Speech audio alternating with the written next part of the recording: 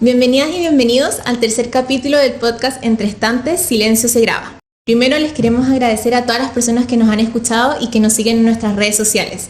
Su apoyo es todo para nosotras y de verdad ya no podemos creer que llevemos 3 capítulos y que estemos ya a mitad de semestre. Ha sido todo súper loco. En este mes vamos a conversar sobre los archivos, ya que el pasado 9 de junio se celebró el Día Internacional de los Archivos. Por eso, el día de hoy nos encontramos con la profesora Evelyn Soto, historiadora y archivera de la Universidad de Santiago de Chile, especializada en archivos de derechos humanos por la Universidad Autónoma de Barcelona. Actualmente es analista del área de archivos e investigación documental del programa de Derechos Humanos de la Subsecretaría de Derechos Humanos y anteriormente fue parte del equipo a cargo del diseño del Plan Nacional de Búsqueda, Verdad y Justicia. Y también mencionar que es profesora de Identificación y Clasificación Archivística 1 en nuestra universidad. Profesora, muchas gracias por estar el día de hoy con nosotras. Un aplauso, por favor. Somos poquitas, pero se hace sentir. Antes de empezar con todas las preguntas, nos gustaría saber cómo llegó al mundo de los archivos. Bueno, primero muchas gracias por la invitación.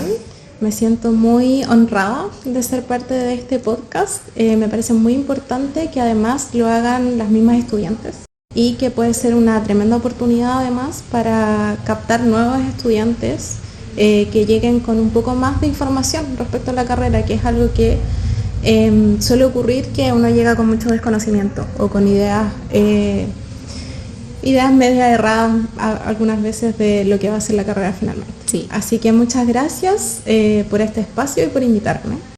Respecto a la pregunta, bueno, yo parto mi pregrado estudiando licenciatura en Historia en la Universidad de Santiago, que, bueno, hace mucho tiempo, no voy a decir cuánto, pero en ese momento la malla curricular estaba dividida entre pedagogía, licenciatura y gestión cultural. Y era algo que se elegía en tercer año, se partía 2 años con plan común, y en tercer año se elegía la mención. Y yo hice 2 menciones, la mención de licenciatura y la mención de gestión cultural. Y la mención de gestión cultural incluía un espacio de práctica, que no suelen tener las licenciaturas en historia. Ahora recién algunas mallas se están actualizando con incluir alguna pasantía o algún espacio en el que el estudiante pueda participar en el mundo laboral antes de egresar, pero en ese tiempo no era tan común.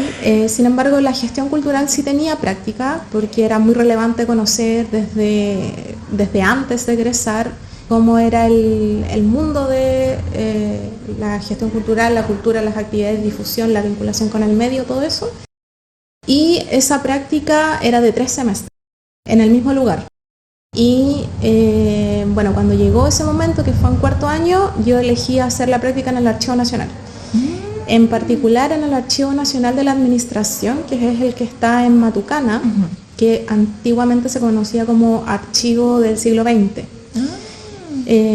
Para los que no sepan, el Archivo Nacional tiene 2 sedes en Santiago, y el Archivo Nacional Histórico, que es el que está en Miraflores y el que es más conocido porque, bueno, se llena en el Día del Patrimonio, tiene documentación del siglo XIX hacia atrás. Y la sede de Matucana tiene todo lo que es siglo XX en adelante, y por eso se llamaba inicialmente Archivo del siglo XX. Y actualmente se llama Archivo de la Administración porque es una suerte de archivo intermedio, que, bueno, ustedes ya saben lo que es un archivo intermedio, que recibe la documentación de, bueno, todo el aparato público, y actualmente ya me parece que están recibiendo transferencias en formato electrónico, así que es el que está actualmente recibiendo. Entonces yo elijo hacer la práctica en el ARNAD, que no había recibido nunca una practicante en gestión cultural, porque de hecho en ese momento ni siquiera había una persona a cargo de lo que fuera vinculación con el medio o actividades de difusión. Entonces llego, me asignan un tutor, fue un muy buen tutor, además muy interesado en hacer actividades en particular con colegios. Entonces yo llego así al mundo de los archivos por la gestión cultural.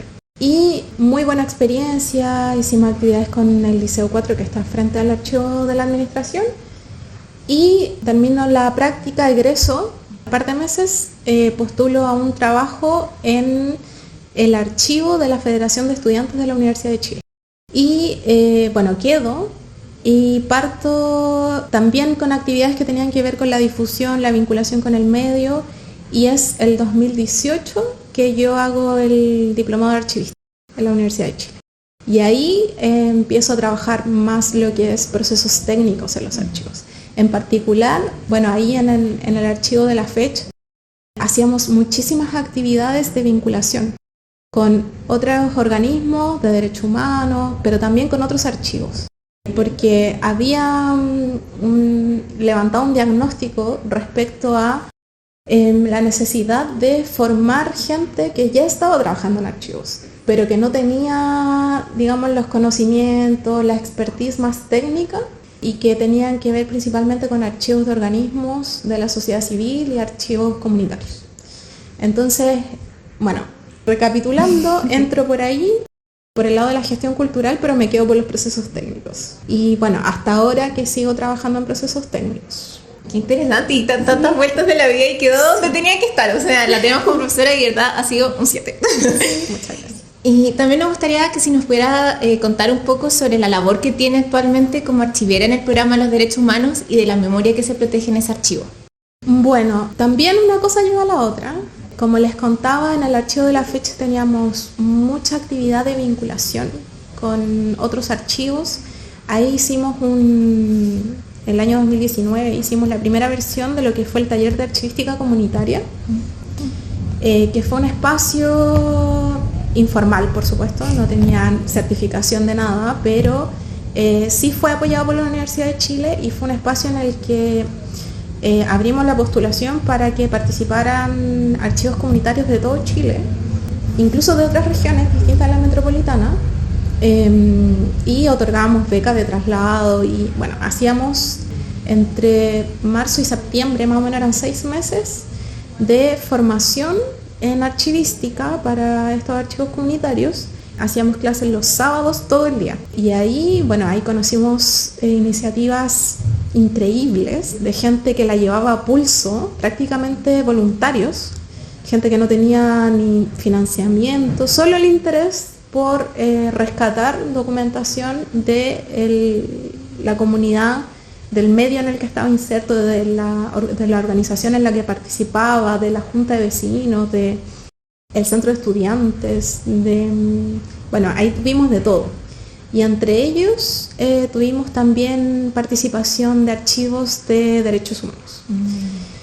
Y por ahí es que también me empiezo a acercar más al mundo de los derechos humanos. En el taller tuvimos la participación del archivo de la agrupación de familiares de detenidos desaparecidos. Ahí, que es todavía la archivera, Ana Carreño. Con ella, bueno, trabajamos muchísimo. También ella, gran archivera además, estaba recién empezando su formación. Es una mujer ya de 50 y tantos años, muy motivada. Y bueno, también nos llevó a conocer el archivo de la agrupación. Por ahí empiezo a acercarme más al mundo de los derechos humanos y hago el diplomado de Educación, Memoria y Derechos Humanos del Museo de la Memoria.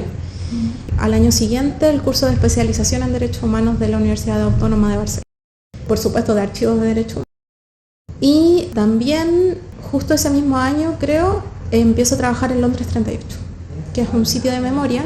Para los que no sepan, Londres 38 es un sitio de memoria que fue centro de exterminio, de detención, tortura, desaparición y muerte de personas víctimas de la dictadura, que fue recuperado a mediados de los 2000 y que actualmente es un sitio de memoria que es financiado por convenio con el Ministerio de las Culturas, las Artes y el Patrimonio. Y llego a trabajar ahí para precisamente armar una propuesta de clasificación de fondos y colecciones que tenían y que siguen actualmente recibiendo y sigue en funcionamiento.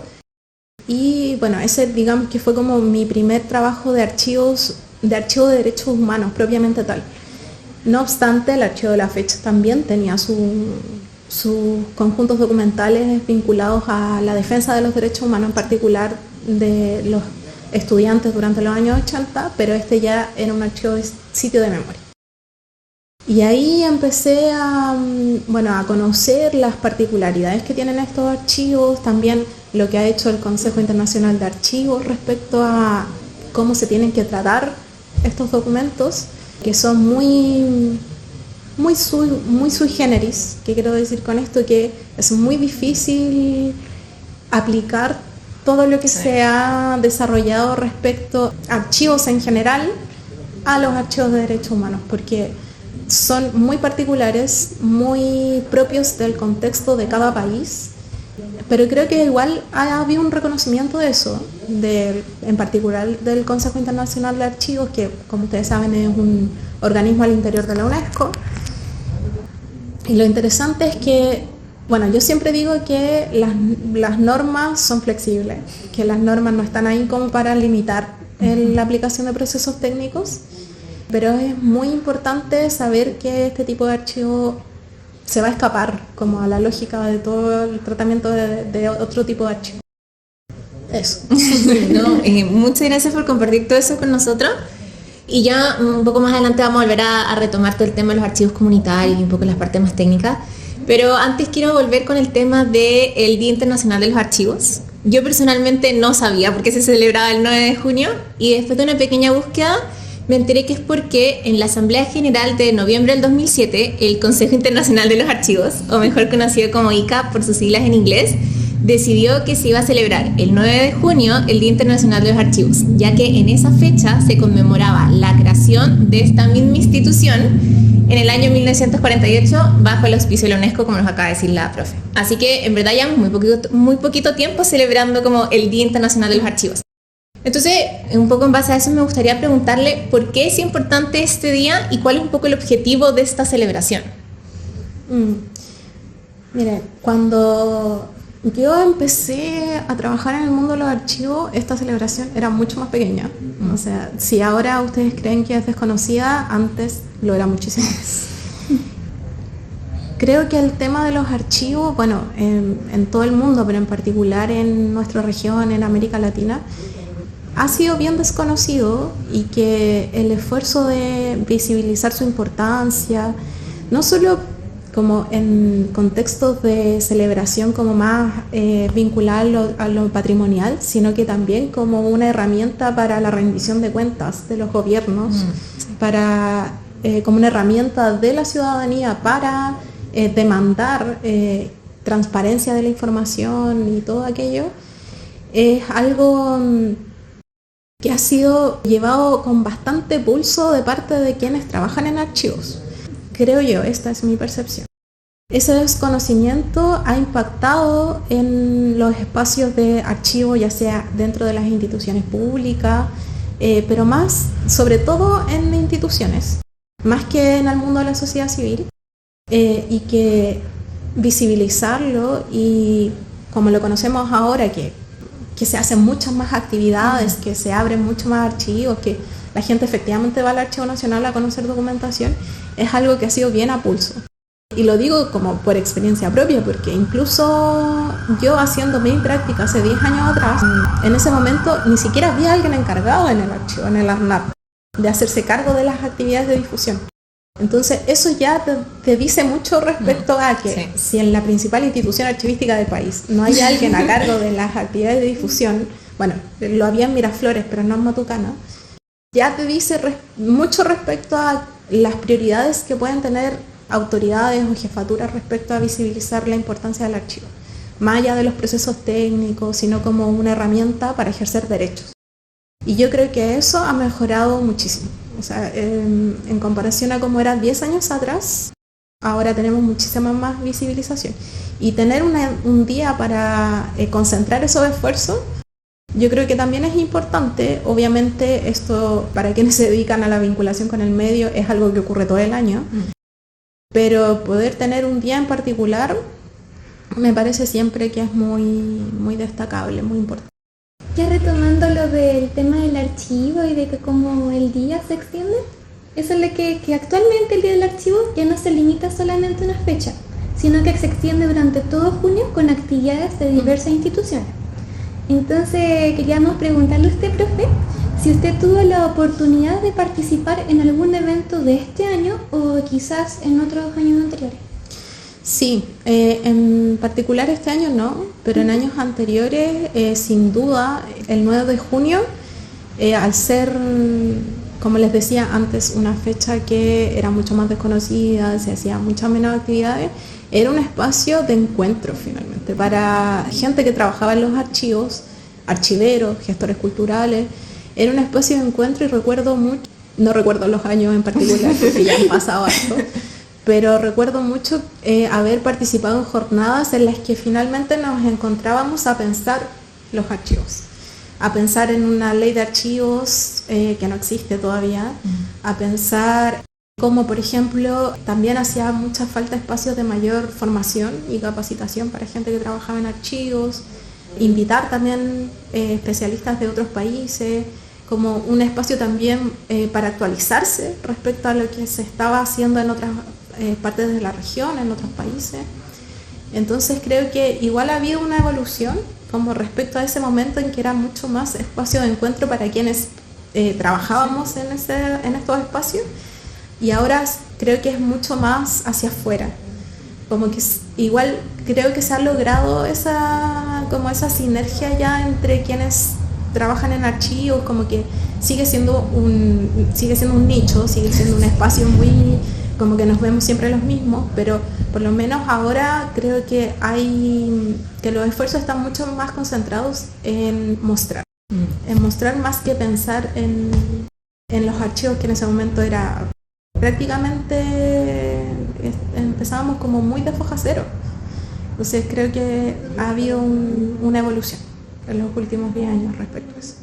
Bueno, aquí ya pasamos a otro tema, por supuesto de archivos de derechos humanos, pero creo que es importante comentarles los archivos. El mundo de los archivos es desconocido o sigue siendo más o menos desconocido para la ciudadanía y el potencial que tiene como herramienta para poder acceder a distintos derechos.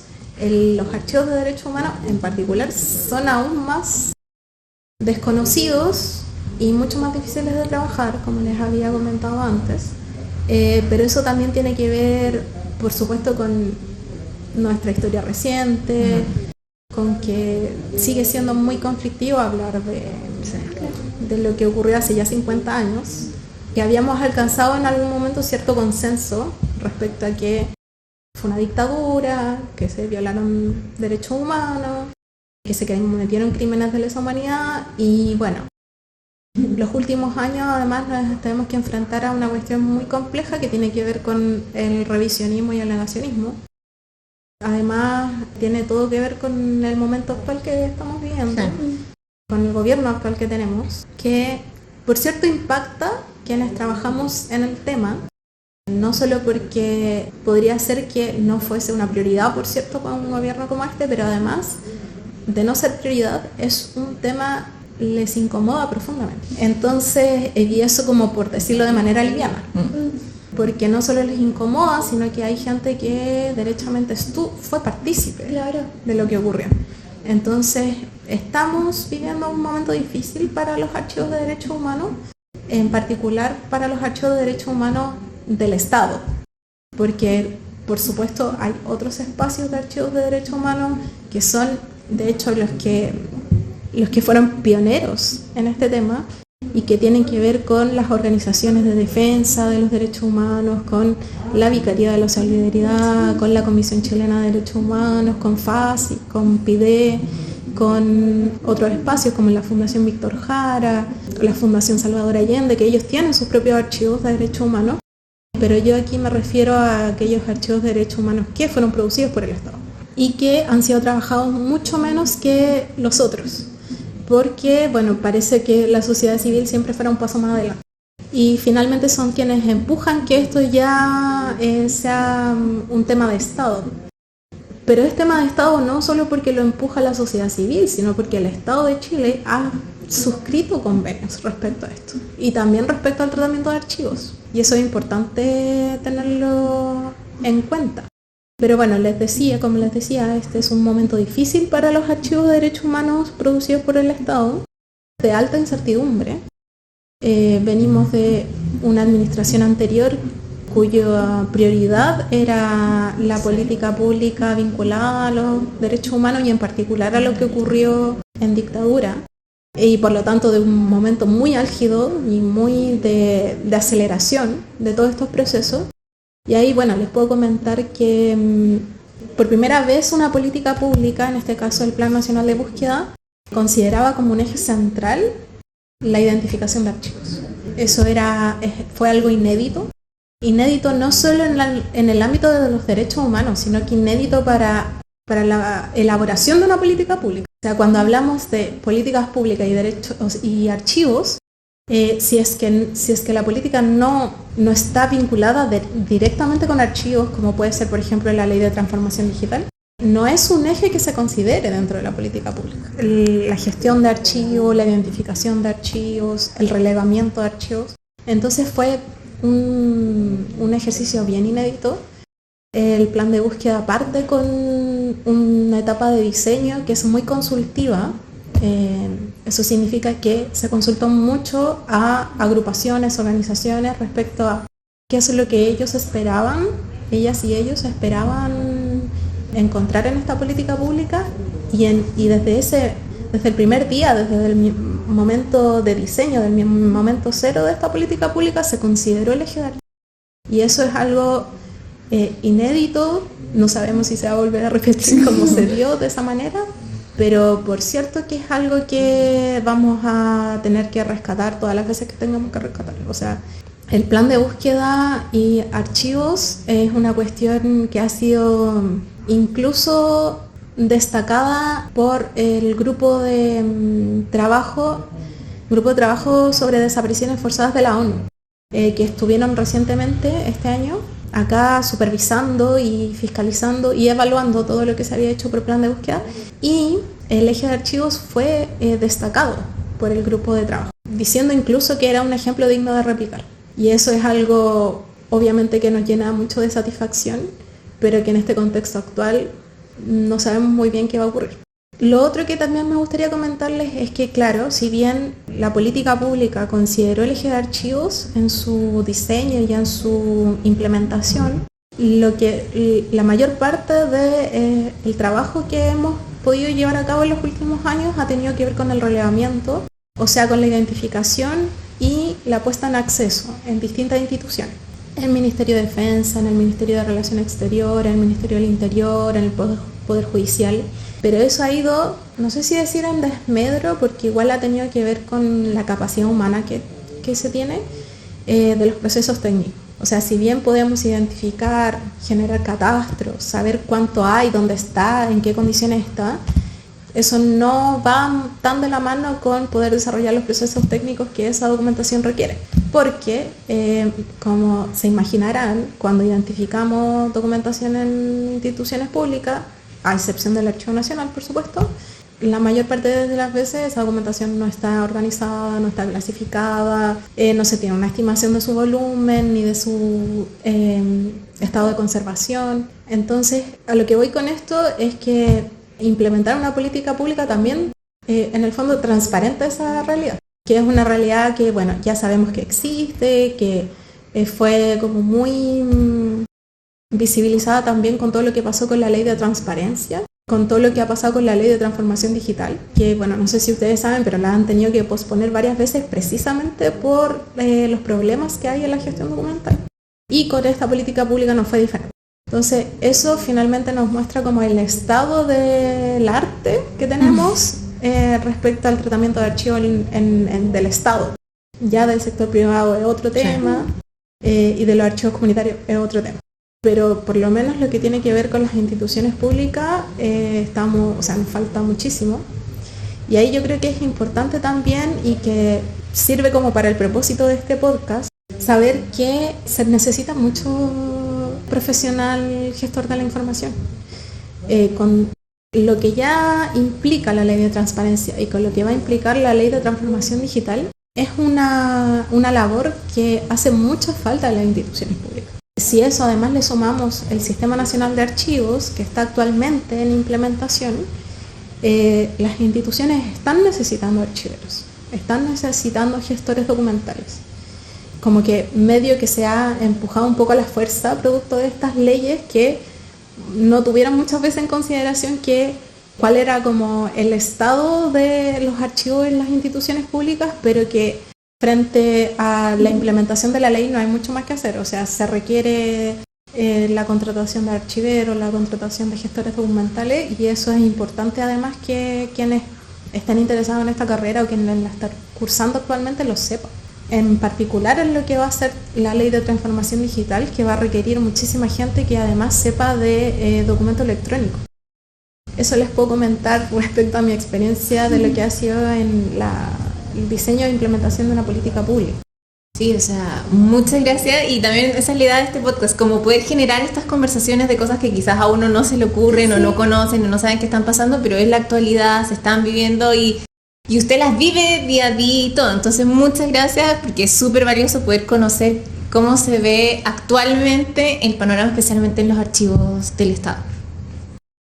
Profe, retomando el aspecto de los archivos comunitarios, que teníamos la consulta de que si estos son como diferentes a los institucionales y si tienen alguna práctica archivística que tal vez cambian o mutan o se mantienen, pero queríamos saber si hay algún cambiazo así.